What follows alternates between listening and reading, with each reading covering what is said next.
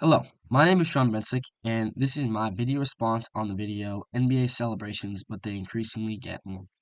Now, a disclaimer, if you don't understand what more cool means in this sense, it's basically how cool a celebration is in the time that they hit the celebration.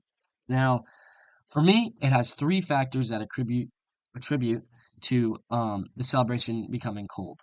It's the situation that it occurs in, aka if it's a playoff series, a close game, or what move just happened right before it, the uniqueness of it, how creative the celebration is, how iconic it is, and finally, how cool it really looks.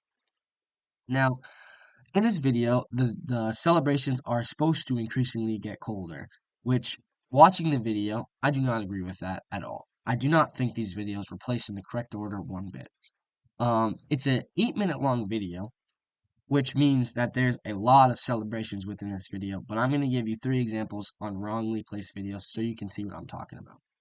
I'm also going to play a small clip of the video so you can also see the celebration while I'm explaining it. Now, the first opening scene, the opening celebration, is a celebration coming from Chris Paul. Now, in this situation, the context of it is Steph Curry just hit a three on Chris Paul in the game prior and hit his iconic shimmy celebration. In the next game, Chris Paul hits a three right back at him and shimmies in his face.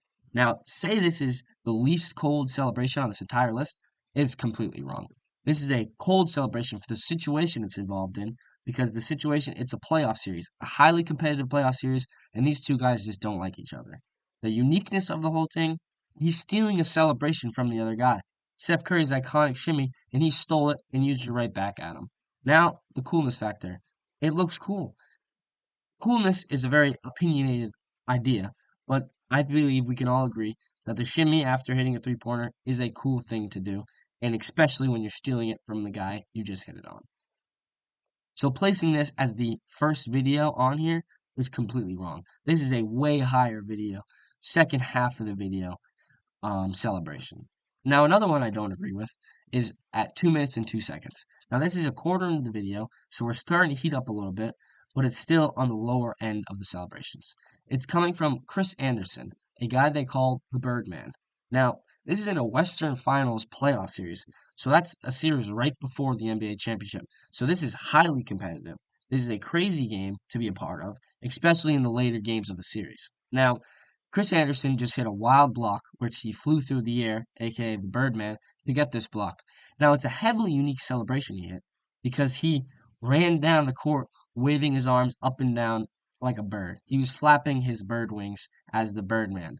And you can see how this is a unique celebration to him because he has the wing tattoos tatted on his arm for this exact idea. Now, to hit this celebration right after getting a block where you flew through the air, it's increasingly cold.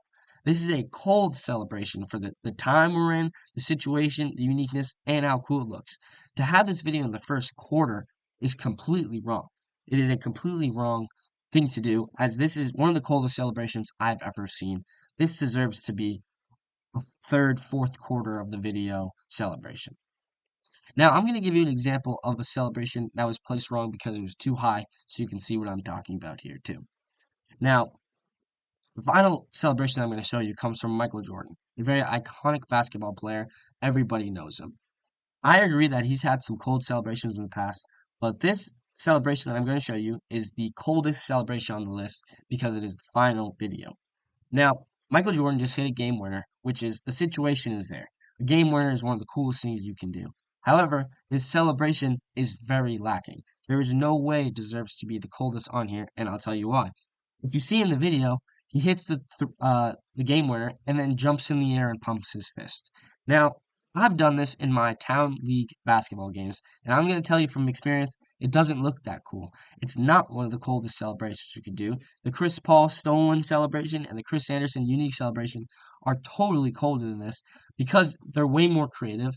They're way more unique to these guys. Michael Jordan hit one of the most bland celebrations you could hit, and now they're claiming that it is the best celebration out there.